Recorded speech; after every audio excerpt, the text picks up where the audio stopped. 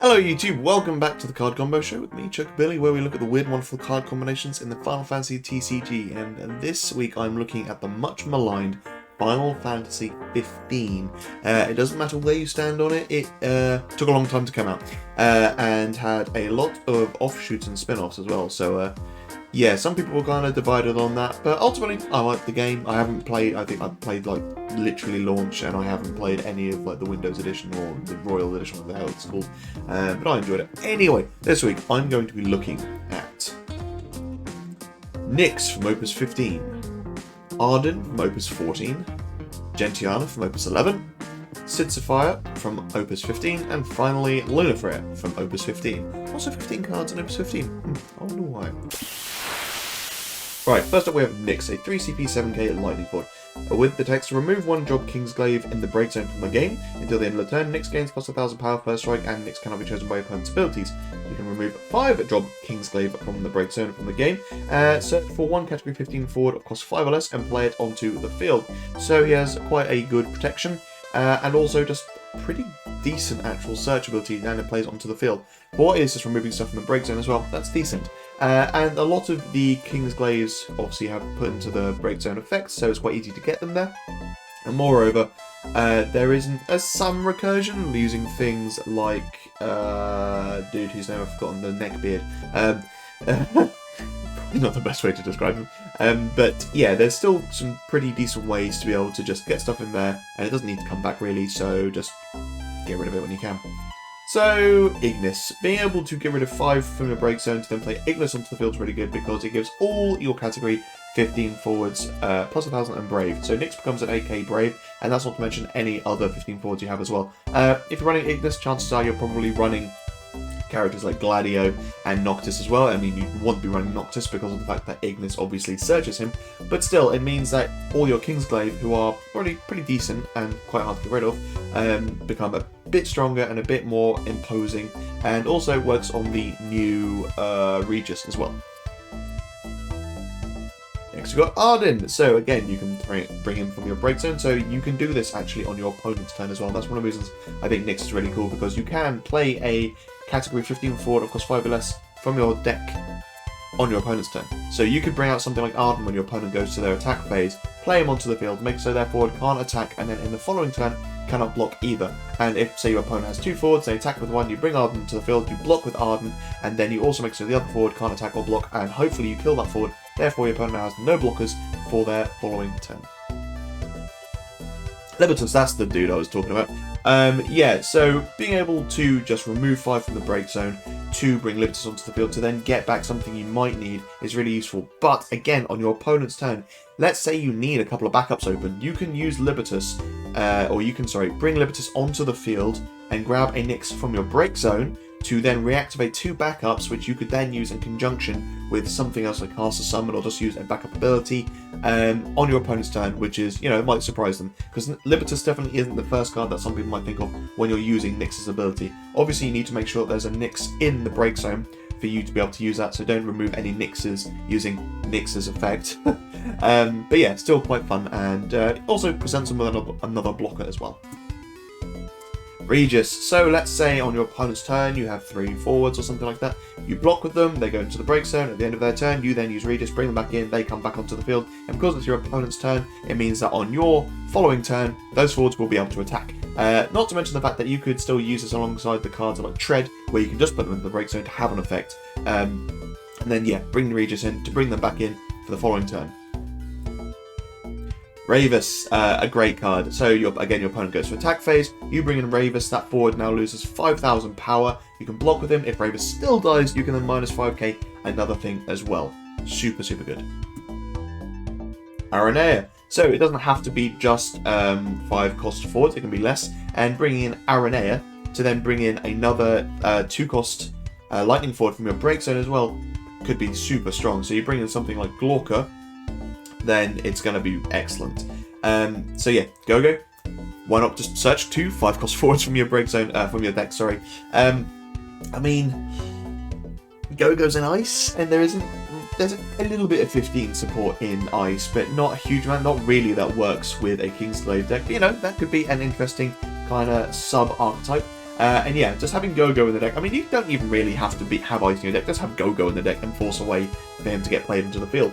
But yeah, using Nyx's ability to search a 5 cost from your from your deck onto the field and doing that twice with Go-Go on the field would just be hilarious. Not to mention, also, Go-Go would get the same protection that Nyx would get when he uses his effect as well. So Go-Go becoming an AK first striker that can't be targeted by abilities alongside Nyx is quite a problem for your opponent.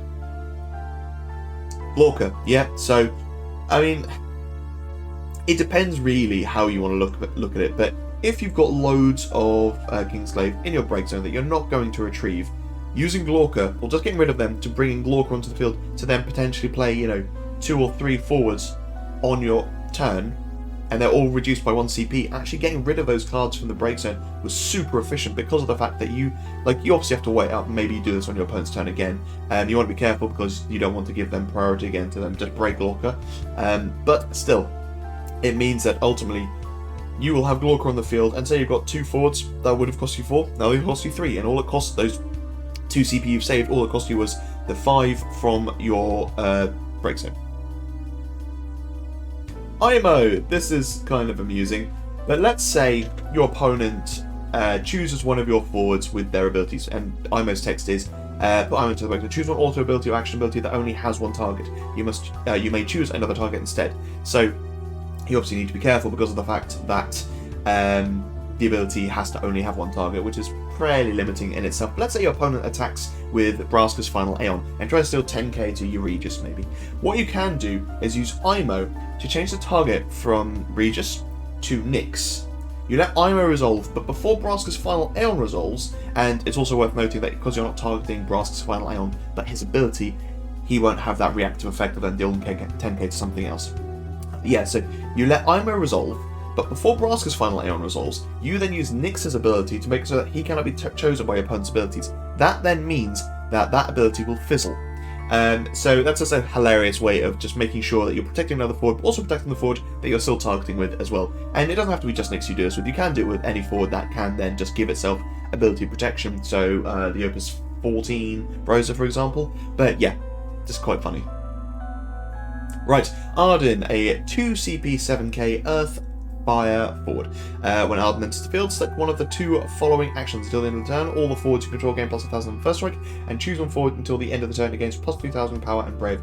I really like this card. To be able to give all your forwards plus 1k and first strike is very strong. And if you throw this dude into a Avalanche deck with, just the new Avalanche cards, that could really screw with your opponent, because just having all your forwards have +1 in first strike, party attacks of first strike, and just stupidly huge forwards is a problem. Not that it needed any buffing anyway. But yeah, Phoenix. Obviously, I mean, I've talked about this combo before, but you cast Phoenix, deal 2k to your opponent's board, you bring in Ardyn, he buffs all your forwards by 1k and first strike. Even if you don't have forwards, that still includes himself, which then means he can block for 8k first strike, which with Phoenix means he's actually blocking for 10k, so really useful. Similarly, you could also use Tama, so maybe you're going for, I don't know, you like to play things like they've got back attack. You can cast Ardyn, play Ardyn onto the field using Tama, but the good thing about this is the fact you don't actually need to pay the fire CP, so it could just be a mono Earth deck, use Tama to bring in Ardyn, similar sort of thing, to just make it so that all your forwards gain first strike, and generally in Earth your forwards are pretty big anyway, so huge forwards of first strike, really useful. Now, this works excellently if you've got something like General Leo, because, your forwards have to block. So maybe your opponent's like, well, I'm going to sacrifice a forward, but General Leo will die, which means I can then cast summons. They attack with a forward, use Tama, bring in Ardyn, and then all of a sudden General Leo becomes a 9k first striker. That's pretty imposing. Or, you can just block with Ardyn as well. Tama's actually just a good card with General Leo, because it means that you can play forwards on your opponent's turn, so that it may look like you're going to have to sacrifice General Leo, but actually you can just play another forward onto the field during your opponent's turn. Cool, blimey. If you control a card named Regis, he gains plus 2,000 power, and when core or category 15 forward enters your field, he gains plus 1,000 power and brave till the end of the turn. So you can play Ardyn onto the field, either your opponent's turn or your turn, doesn't really matter. Core will gain the plus 1,000 from his own effect, but then plus 1,000 or potentially 3,000 if you want to choose that with Ardyn, which then makes Core quite a bit bigger. If you do have Regis, then he's already a 7k, and you can make him potentially a 10k, or actually potentially an 11k because of his own ability and Ardyn's ability. But yeah, just really hammers down how big Core can get as well, because you play Ardyn, and let's say you go 1000 first strike, Core can then give himself plus 1000, and Brave, he's now a Brave first striker, and if you've got Regis, he's a 9k, that's just a lot for you, that's a big power swing for your opponent to have to deal with. Magic Pot. So yeah, there's quite a few Ardyns, or the 4 Ardyns, and I think they're all decent. They all have their own decent abilities, and you know, playing this little Ardyn who is very cheap, and then putting him into the breakzone to bring in one of the big boys can really be a problem for your opponent. So you know, big Ardyn. Let's say your opponent is ready to just sack off Ardyn, get rid of him. You put him into the breakzone yourself to bring in Ardyn. This big boy is very hard to get rid of, and yeah, your opponent can put their backups into the break zone so that he can't block, but still they're sacrificing their backups, which is, well, actually it doesn't even have to be backups, sorry, it can be characters. So you know, they're forwards, they'll have backups. If they've got something like Vikings, that kind of sucks for you, but ultimately, generally, that's a very good card to have on the field. Similarly, you can use this Ardyn again, make it so that your opponent can't block or attack the following turn. And let's just say you're, you know, fairly late into the game and you just want to bring this Ardyn onto the field. Maybe your opponent's got a few backups and 2 forwards. They're about 25-30 cards through their deck, so again, a late game card. You crack this Ardyn to bring that Ardyn onto the field. I'm saying this and that, you can't actually see which one I'm pointing at, but you bring the Dark Ardyn onto the field, and yeah, your opponent selects 6 options, you discard your whole hand, and even if they have 5 backups, or sorry, even if they have the 5 characters on the field, or even if they have 5 backups, because backups characters, it's still quite a big power swing. They might be at like 3 or 4 damage, they don't really want to take that damage, you know, that's what really applies the pressure. They don't have to suck off all their characters, but you know, they're pretty far into their deck, so getting rid of 20 cards from their deck, that means game over as well. So Ardyn ultimately is a late game card, but being able to play him just through Magic Pot and the small Ardyn is pretty decent. Right, Gentiana, a 3 CP 7k ice forward. The dull forwards your opponent controls lose their abilities. Dull, choose one forward, dull it.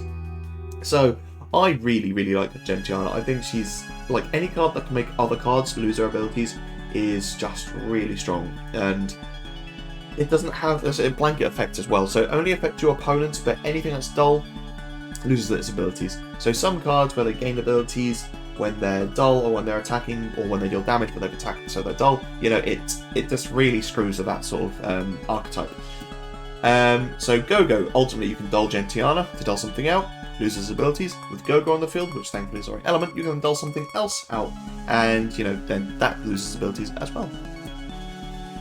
General Leo, so Gentiana obviously makes so your opponent's forwards lose their abilities. General Leo means that they can't, well, no one can cast any summons, so you're really locking down your opponent's options of what they can and cannot do. If they can't use, you know, like activated abilities, which if you have, you know, Gentiana, General Leo, and let's say Dark Emperor from Opus 2 on the field, their options are very, very limited, aside from just attacking. But you can use Gentiana to either dull out your opponent's forward so they can't attack, or you can use Gentiana to dull out your General Leo, which means he doesn't have to block, and also means that Gentiana will be dull, so she doesn't have to block either.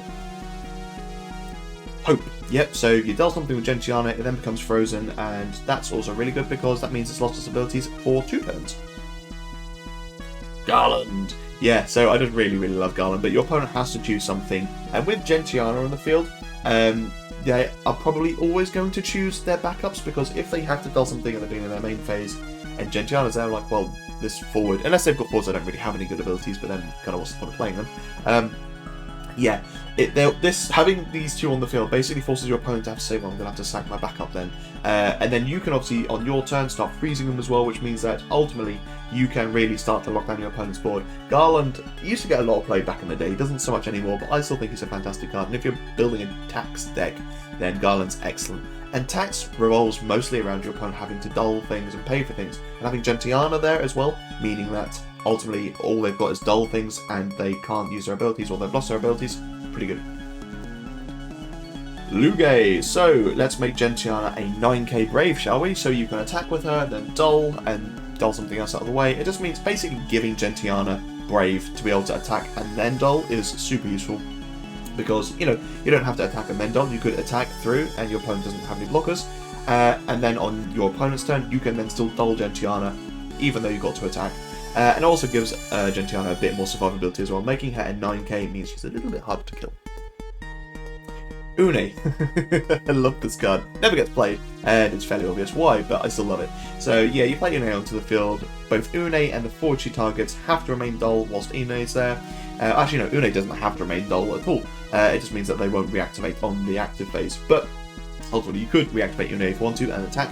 But yeah, having Une there, which locks down another of your opponent's forwards whilst Une is on the field, means that that forward will always lose its abilities. Kind of funny.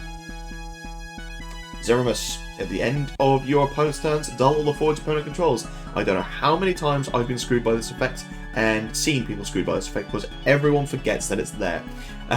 So yeah, just your opponent gets to the end of their turn, they have to dull all their forwards. Now all their forwards have no abilities. Pretty simple but pretty effective.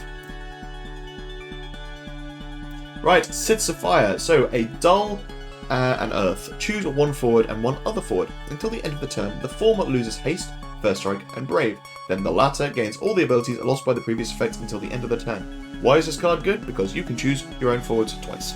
So you can have a forward with first strike or brave, and then transfer that to another forward you control.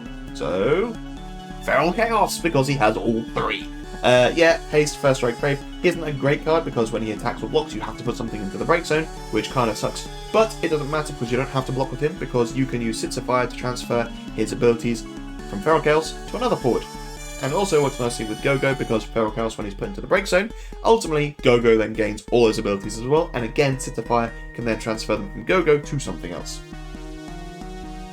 Trickster, I love it. So let's say you've got a forward with first strike or haste. Your opponent attacks with a massive forward. You use Cid Sophiar to give haste or first strike to the forward your opponent controls, because again you can choose your forwards and your opponent's forwards, it doesn't matter, and give their forward haste or first strike with Trickster on the field. If Trickster is dealt damage by a forward with haste or first strike, the damage becomes 0 instead. So you could then just block with Trickster and not take any damage. Hilarious. No. So let's say you've got a few forwards but only one of them has haste or first strike. You attack with the haste forward.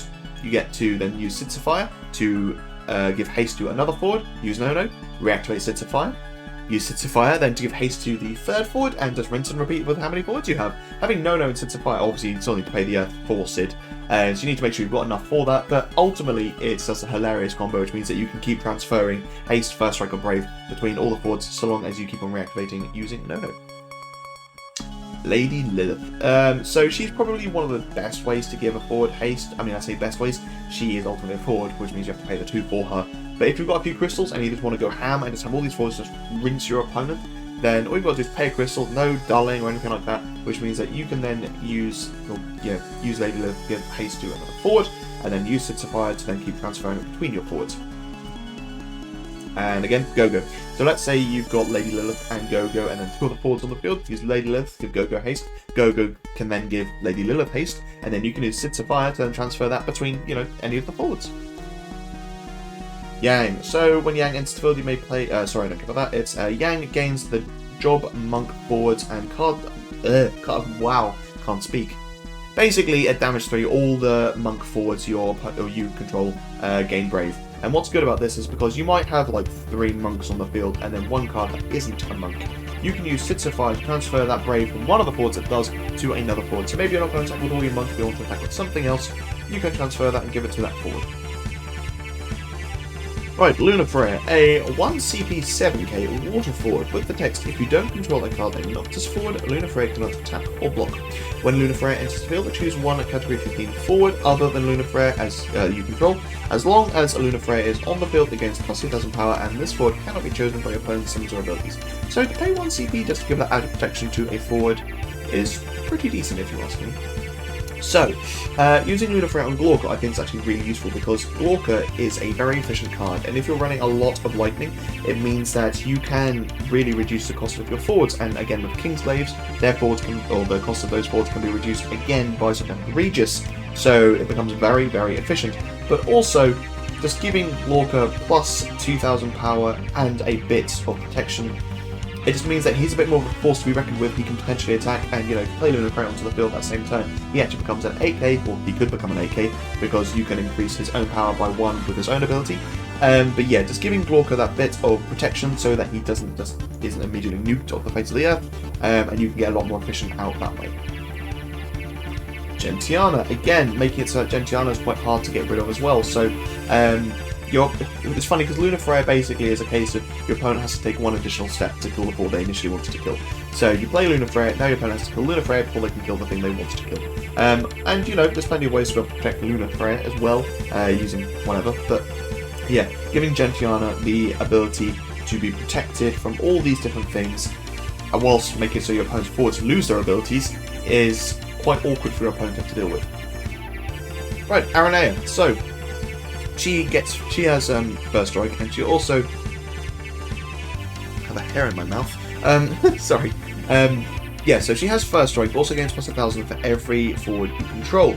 So playing Lunafreya into the field gives her plus 2,000 from Lunafreya's effect, but also plus 1,000 from Lunafreya being there. So Aranea, just from having Lunafreya on the field, becomes a 10,000 First Strike with the ability, or with the text cannot be chosen by opponent's forwards or summons or abilities. There we go. So yeah, Aranea becomes a very big force to be reckoned with. It's pretty decent to be honest. Noctis. Really? These two cards combo together? Oh my god. Yeah, I know. But ultimately, very, very good together and work really well in a Bart's deck. Obviously, this Bart's is all about partying with Boko and other little one-cost forwards, searching from deck play onto the field, and Noctis is all about party attacks as well. So these two cards combo excellent together. And, let's say you've got Noctis partying with Bart's, you then search Lunafreya, comes onto the field, then gives Noctis the ability to not be targeted by summons or abilities, and plus 2,000. That's pretty good. But Lunafreya can now attack, and Lunafreya also has haste through Bart's. Puck! This card, I love this card. So, when you play Puck onto the field, you can choose a forward of 1 cost in your break zone, play it onto the field, and at damage 3, when Puck enters the field, choose one forward of cost 2 in your break zone, play it onto the field. So let's say at damage 3, you play Puck, to then play Noctis, to then play Lunafreya. It's great, you're playing, just to be able to play Puck, to then play Lunafreya on the field, to then protect, Nyx or Regis or any of your Kingslave or any of your Lightning Force that matter. So good. So yeah, Glauca for example, again, you can play Puck, to then play Glauca, to then play Lunafreya. So good. Just be able to, if you're looking at pay 4 just to give a forward protection, that's not the worst thing in the world, to be honest. If your opponent has to just invest anything really to get rid of Lunafreya, it's been worth it for you because they have this, it's like a form of tax in a weird way. They have to pay certain costs to then be able to get rid of Lunafreya. Now obviously she is only a 1 CP, which means that she falls into the bracket of a lot of cards' abilities to be able to just outright break her fairly cheaply. But she is still a 7k, which means that she has a bit more power than most. But yeah, be able to play Pucks and play another forward onto the field that your opponent probably wants to get rid of immediately, alongside Lunafreya, which is for protection, I think is really good. So you get a backup and 2 forwards, one with really useful protection, not bad. And Aranea as well. So this Aranea is excellent in, to be honest, both a Kingslave and a Dragoon's deck, sorry. But ultimately she's a good EX if you are in most of the mono lightning, obviously you might have Lunafreya in there. But again, Puck to bring in Aranea, to then bring in Lunafreya. Lunafreya probably, protect something else, not this Lunafreya. But even still, if you're at damage 3, which you would be because you're using Puck to bring in Aranea, Aranea will be a 5k with Lunafreya, then becomes 7k, which is not the worst thing in the world. There we go, folks. What was your opinion on Final Fantasy 15? Like I said, I haven't played it since probably like a couple of months after the initial launch, which was quite a while ago now. I really enjoyed the game. I had no illusions as to what it was going to be. I hadn't really seen much footage of the game. I know it had been in development for a long time, but I hadn't really seen any of the original trailers, so I didn't really care about that. And some people had issue with the fact that there are loads of different arms to it, and you had to kind of, watch the movie, then read the book, and play this other side game, and ultimately, I don't think it was that bad, because, yeah, there are these, it's an extended universe, that's all it really is that, do you have to play Crisis Core to really understand Final Fantasy VII, the original's story? No. Does it help elaborate on the story a bit? Yes, it does, but ultimately, it's not a necessity. I feel similarly with Final Fantasy 15 as well. You don't need to read the books. You don't need to. You probably need to watch the movie, to be fair. But generally, it came bundled with the game anyway, so it wasn't so bad. And it is actually a pretty good movie. Well, in like Final Fantasy standards. But I didn't really have any issues with the game. I really enjoyed it. I thought it was fun to play. I mean, I love me some good old-fashioned fetch quests. So yeah, I thought it was really good.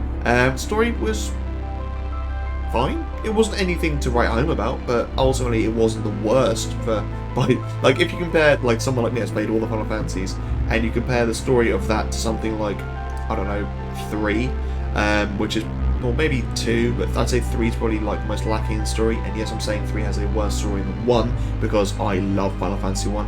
Also, can't wait for Final Fantasy Origins Stranger in Paradise because I love Final Fantasy 1 and kind of seeing how that time loop and everything works. Ooh, I'm so excited about it. Anyway, sorry guys, I'm just rambling on now. Thank you so much for watching. It really means the world to me. Stay safe, be lucky. I'll see you in the next one.